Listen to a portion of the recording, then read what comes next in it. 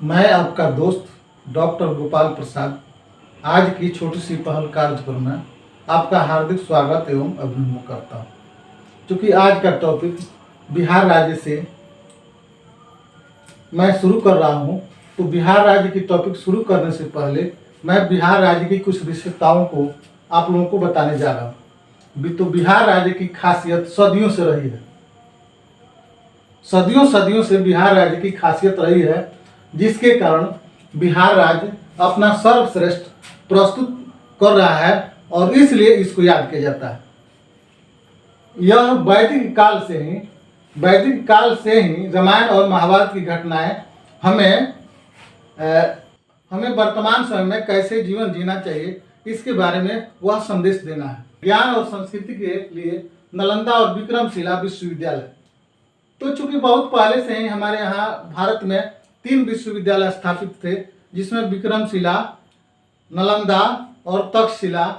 तो तब विभाजन के बाद तक्षशिला पाकिस्तान में चला गया, लेकिन बहुत सौभाग्य की बात थी कि हमारे बिहार में 2 विश्वविद्यालय पुरातन समय से ही थे, जो ज्ञान संस्कृति के केंद्र रहे। और केवल भारत ही नहीं बल्कि विश्व के विद्यार्थी यहाँ आते थे ज्ञान अर्जन के लिए, और ज्ञान अर्जन करके वे अपने देश को जाते थे और उस ज्ञान का प्रचार प्रसार वहाँ किया करते थे। शांति और अहिंसा के संदेश देने के लिए बौद्ध और जैन धर्म के का बहुत ही बिहार में महत्व है। ये दोनों धर्म जो है लोगों में शांति और अहिंसा का संदेश दिया करते थे, जिससे पिछले वैदिक काल के अंत में आपस में अनेकों तरह की लोगों में धार्मिक कट्टरता के लिए तनाव उत्पन्न हो गई थी, और उस समय शांति और अहिंसा की जरूरत थी। और इन दोनों धर्मों के प्रवर्तकों ने शांति और अहिंसा का संदेश दिया। कल्याणकारी कार्यों के लिए सम्राट अशोक को याद किया जाता है। महान अफगान शासक शेर शाह सूरी की कर्म स्थली के रूप में बिहार को याद किया जाता है। प्रेम, सद्भावना एवं धार्मिक सहिष्णुता के लिए सिखों के 10वें गुरु गोविंद सिंह को याद किया जाता है। ब्रिटिश सत्ता को चुनौती देने के लिए 12वीं आंदोलन भी बिहार के लिए बिहार को याद किया जाता है।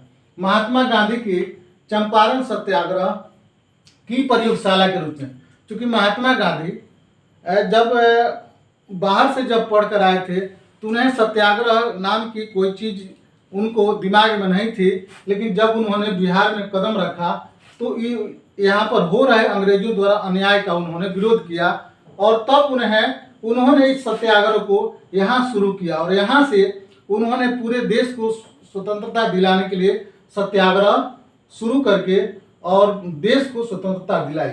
भारत के प्रथम राष्ट्रपति डॉक्टर राजेंद्र प्रसाद की जन्म स्थली के रूप में, देखिए सबसे बड़ी सौभाग्य है कि जब भारत स्वतंत्र हुआ तो स्वतंत्र भारत के राष्ट्रपति जो बने वे बिहार के ही बने। संपूर्ण क्रांति की परिकल्पना करने वाले लोकनायक जयप्रकाश नारायण को याद किया जाता है।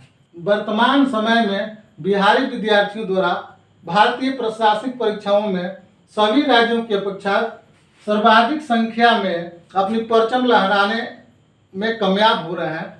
इसके लिए बिहार के विद्यार्थियों को याद किया जाता है।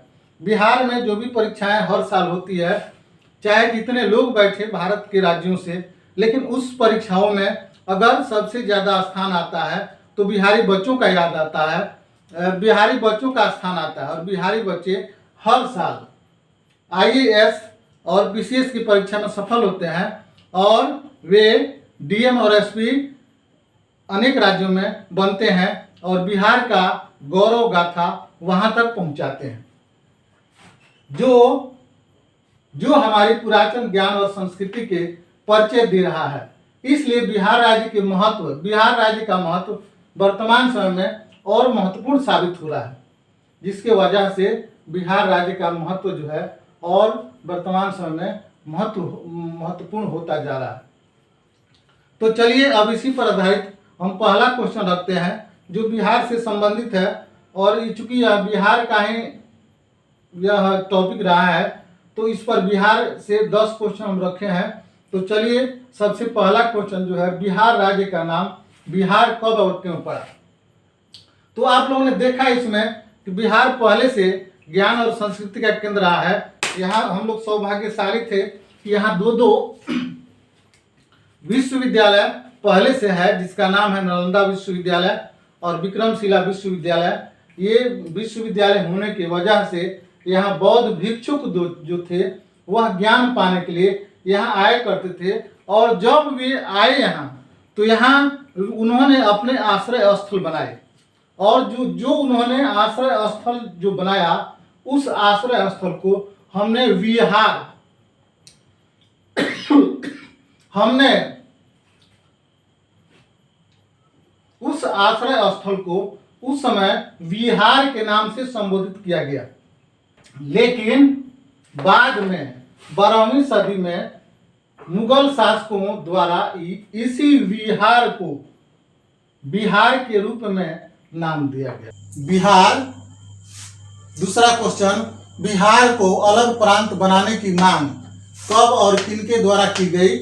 तो बिहार को अलग प्रांत बनाने की मांग 1906 में डॉक्टर सच्चिदानंद सिन्हा एवं महेश नारायण के द्वारा बिहार राज्य बनाने की मांग की गई। क्या नाम है? डॉक्टर सच्चिदानंद सिन्हा और महेश नारायण के द्वारा 1906 में बिहार को अलग प्रांत बनाने की मांग की गई। तीसरा सवाल है, बिहार राज्य को अलग प्रांत बनाने की घोषणा कब और किनके द्वारा की गई।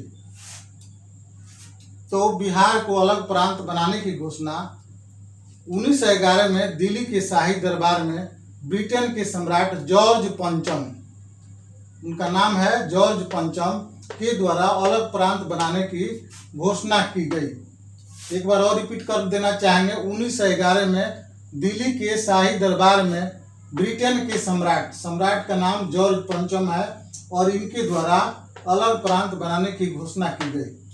चौथा सवाल है, बिहार नए राज्य के रूप में कब स्थापित हुआ। तो 22 मार्च 1912 को बिहार को एक राज्य का स्वरूप मिला।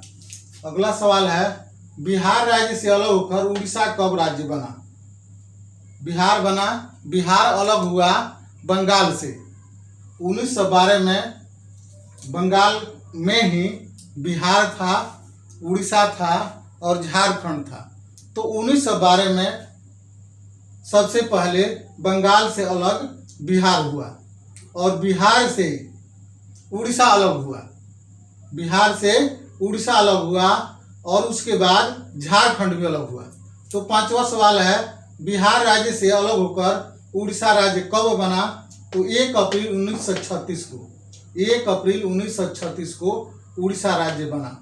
अगला सवाल है, बिहार राज्य से अलग होकर झारखंड राज्य का निर्माण कब हुआ। तो 15 नवंबर 2000 ईस्वी को झारखंड राज्य का निर्माण हुआ। 7वां सवाल है, बिहार राज्य अब तक कितने बार विभाजन हुआ। बिहार राज्य कितने बार विभाजन हुए हैं। तो 2 बार। पहला जो है उड़ीसा का विभाजन हुआ और दूसरा जो है झारखंड का विभाजन हुआ। 8वां सवाल है, बिहार राज्य की चौहद्दी या पड़ोसी। देखिए, चौहद्दी और पड़ोसी जो है दोनों एक ही शब्द है, भले हम कहने से अलग अलग कहते। जब हम चौहद्दी और पड़ोसी जब कहते हैं तो बच्चे कंफ्यूजन में पड़ जाते हैं। इसलिए चौहद्दी और पड़ोसी जो है दोनों एक है। इसको हम ब्रैकेट में कवर कर लिए हैं। तो बिहार राज्य की चौहद्दी ब्रैकेट में पड़ोसी कौन कौन से हैं। तो उत्तर में नेपाल है, बिहार के उत्तर में नेपाल है, दक्षिण में झारखंड है जो हम लोग का नए राज्य बना। यह राज्य बना 15 नवंबर 2000 को, यह राज्य बना झारखंड, और यह राज्य जो है बिहार के दक्षिणी क्षेत्र में है। पूर्व में पश्चिम बंगाल, पश्चिम में उत्तर प्रदेश। एक बार और बता देना चाहूँगा, उत्तर में नेपाल, दक्षिण में झारखंड, पूर्व में पश्चिम बंगाल और पश्चिम में उत्तर प्रदेश। अगला सवाल है, बिहार राज्य भारत के किन क्षेत्रों में स्थित है? बिहार राज्य भारत के किन क्षेत्रों में स्थित है? तो वह जो क्षेत्र जो है भारत के उत्तरी और पूर्वी क्षेत्र है। भारत के उत्तरी और पूर्वी क्षेत्र, और भारत के उत्तरी और पूर्वी क्षेत्र क्या कहलाते हैं? तो भारत के उत्तरी और पूर्वी क्षेत्र जो है गंगा और उनकी सहायक नदियां, गंगा और उनकी सहायक नदियां जो है, और उन सहायक नदियों के जो मैदानी भाग है, गंगा और उनकी सहायक नदियों के जो मैदानी भाग है, उसी मैदानी भाग में बिहार बसा हुआ है। इन्हीं मैदानी भागों के क्षेत्र में बिहार बसा हुआ है। बिहार राज्य की राजधानी कहाँ है? तो बिहार राज्य की राजधानी पटना है। अगला सवाल है, बिहार की जनसंख्या के दृष्टिकोण से भारत में कौन सा स्थान है? बिहार की जनसंख्या के दृष्टिकोण से भारत में कौन सा स्थान है? तो तीसरा स्थान है। तीसरा स्थान है। पहला स्थान कौन सा है? उत्तर प्रदेश, दूसरा है महाराष्ट्र और तीसरा है बिहार। पहला है उत्तर प्रदेश। अगर भारत में देखा जाए जनसंख्या के दृष्टिकोण से तो सबसे ज्यादा जनसंख्या उत्तर प्रदेश की है, तो इसलिए फर्स्ट में लिखा गया उत्तर प्रदेश, दूसरे नंबर पर महाराष्ट्र आता है और तीसरा हम लोग का स्थान है बिहार, तो यह तीसरे नंबर पर बिहार आता है। इसी के साथ हम कार्यक्रम को समाप्त करते हैं और साथ ही आशा करते हैं कि आप हमारे चैनल को सब्सक्राइब करेंगे, और इसी के साथ हम सबको बहुत बहुत धन्यवाद देते हैं। चलिए, सबको थैंक यू, सबको बहुत बहुत धन्यवाद।